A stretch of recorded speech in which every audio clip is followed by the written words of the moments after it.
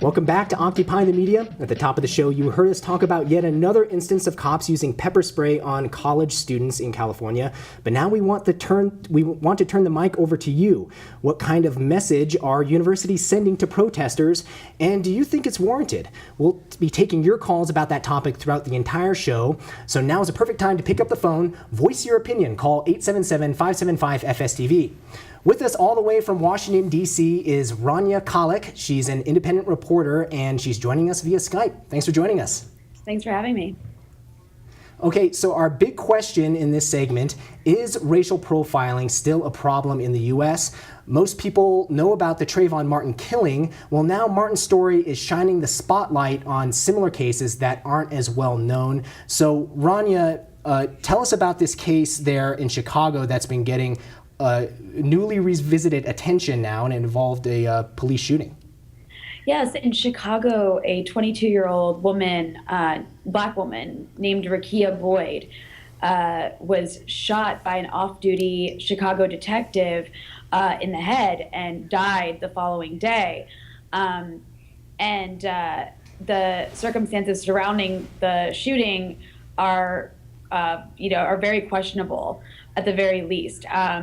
The officer who was off duty approached a group of people at about 1 a.m. down the street from his house in a park, in Douglas Park in Chicago, to ask them to be quiet. And there was about 60 to 70 people there, according to witnesses, Rekia Boyd being one of them. And this officer was not in uniform. He was not in a marked car. He didn't say he was an officer. And according to witnesses, he was just yelling belligerently for people to be quiet and shut up. And he looked intoxicated. Basically, there was a 39-year-old man there in the park named Antonio Cross, and he had been on his cell phone. And the officer later said to Cross, according to Cross, that he thought his cell phone was a gun. And because he thought his cell phone was a gun, he took out his gun and he started shooting. And so the results that occurred, what happened? Well, the result is he shot Antonio Cross in the hand, and Rekia Boyd was shot in the head and died the next day. The family had lots and lots of questions, but the Chicago Police Department wouldn't speak with them.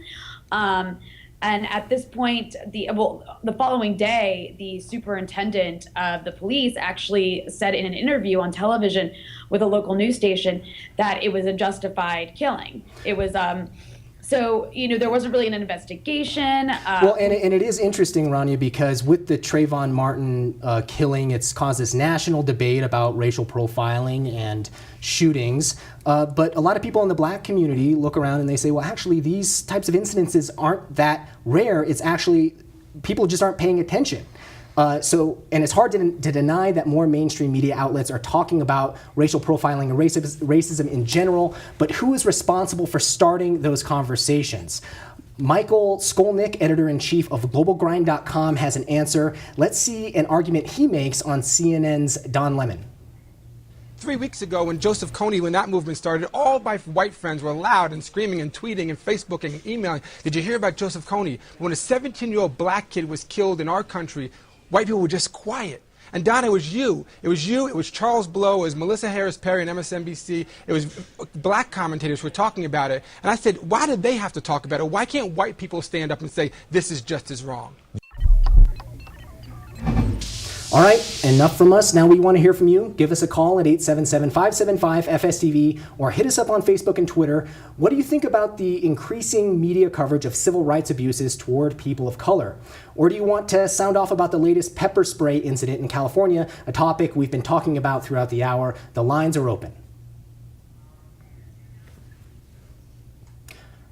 On Facebook, we asked, is racial profiling still a problem in the U.S.? Here's what you said. Marcus writes, racism is taught. Somehow the carriers infect decent people and perpetuate their culture of inequity. Pierre says, it's difficult to eliminate racism when so many people deny it exists. Justin says, it's still a problem because of the media people telling us it's a problem and glorifying it. And we do have a caller on the line. We have Nettie from Wisconsin. You're on Occupy the Media. Hi, Nettie. You're on Occupy the Media. Do you have a comment or question for us? I do have both a comment and, two comments. First of all, we go to college to learn critical thinking. So when we start thinking critically, they pepper spray us. Okay, and your second point? Okay, well, Nettie, reflecting the mood of at least some people in California, that when you actually try to speak up there on college campuses, you are met with the pepper spray. But Rania, let's go back to this incident there in Chicago, but also racial profiling in general, and how do these types of incidents actually rise to the national spotlight? What role do people of color in the media have in bringing these to the attention of the nation? You know, I think it's definitely media's responsibility to report what's happening. And oftentimes in communities of color who experience racial profiling on a regular basis, especially in cities, you know, the media is constantly ignoring it. And we as a society oftentimes ignore it if we're not a part of those communities. So I think it's really important in the sense of the Trayvon shooting of Trayvon, that's really brought attention to all these people of color who are being shot on a regular basis, oftentimes by law enforcement, other times by private citizens, like in the case of Trayvon Martin. And I think the reason Trayvon Martin got so much attention was because it was a private citizen who did the shooting, and it was just so appalling, and there was such a lack of there was such an ineptitude on behalf of the police department and it was also the case where there was this delay between the incident actually when the incident happened and when it actually entered the national media spotlight. It was people of color in the media, Black and African American radio personalities and other people in the media that were talking about this Trayvon killing and not going to let it go. Do you see that as something that people in the media who do focus on minority communities, is that part of their role to bring up topics like this?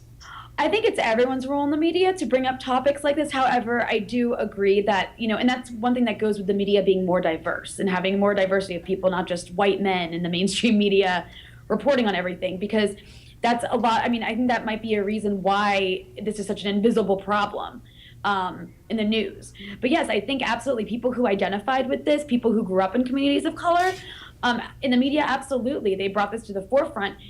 And also activists of color, activists from Occupy. I mean, the family of Trayvon Martin. I mean, if it weren't for all of these people protesting, there would have never been a special prosecutor. And Rania, you've been covering this police shooting there in Chicago. Where can people go to follow your coverage? Well, my coverage, they can go to my website at raniakalek.com. It's RANIAKHALEK.com. And that's where, I mean, I basically post all of the articles I write there. Okay, well, Rania, thanks so much for joining us today. Well, thank you for having me. Okay, Rania Kalek, she is an independent journalist. We're going to take another quick break, but in this show, the conversation is a two-way street, so we want to hear from you. Call us at 877-575-FSTV, post a comment on our Facebook page, or follow us on Twitter. When we return, we'll talk about how activists across the country are responding to rate hikes in public transportation. Stick around. I think that I would attend the protest if the subject was close enough to my heart. However, if I did know that there were police at the protest who had pepper sprayed protesters before or anything, it would be a deterrent on one level.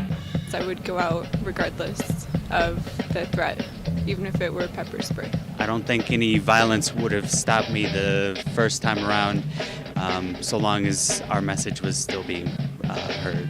It would also make me more angry and more irritable in general on that day, I think.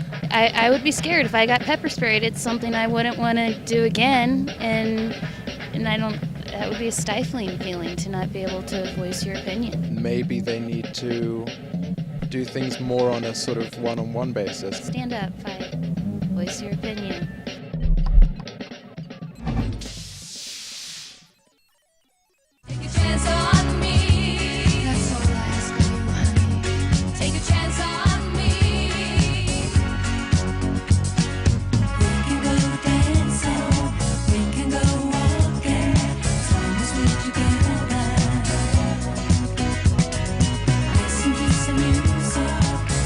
Just go, yeah, you know,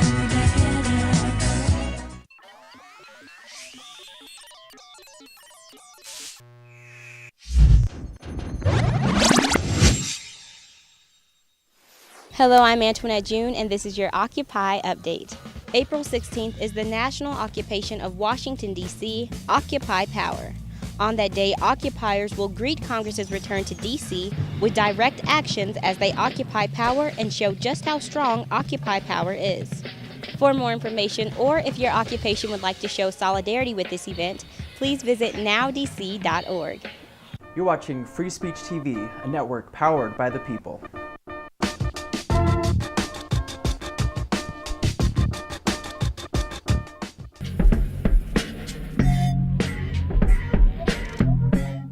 The story of the self-made myth goes far, far back in our nation's history, you know, beginning with our nation's earliest founding and the stories we tell ourselves about how we were different from the European nations where wealth was determined by aristocratic lineage and Americans were supposedly carving their livelihood out of the wilderness. And there was some truth to that, but as you said, it was also made possible by displacing of native peoples and so forth. So it was, again, a more complex story. Then we had the story of Horatio Alger, who wrote novels of these rags to riches stories, very popular in the 1800s, and a lot of other stories of that success. And it's part of what we like to tell ourselves. But when it really takes on the political realm is by the 1950s, of course, you had Ayn Rand come along with her book called Atlas Shrugged. And in the Ayn Rand version of the self-made myth, it's almost like Horatio Alger on steroids. Not only are the business people in her book responsible for their own success and fortune, but they're responsible for the success of the entire nation around them. It's like they're holding the whole world up, like the Greek Titan Atlas in her novels. And again, the notion that all wealth derives from these heroic individuals, and in today's punditry, the language and the pundits that you hear today, you hear job creators. That's really an echo of that old myth. You know, again, it serves a political purpose, and there are people who are bankrolling this narrative.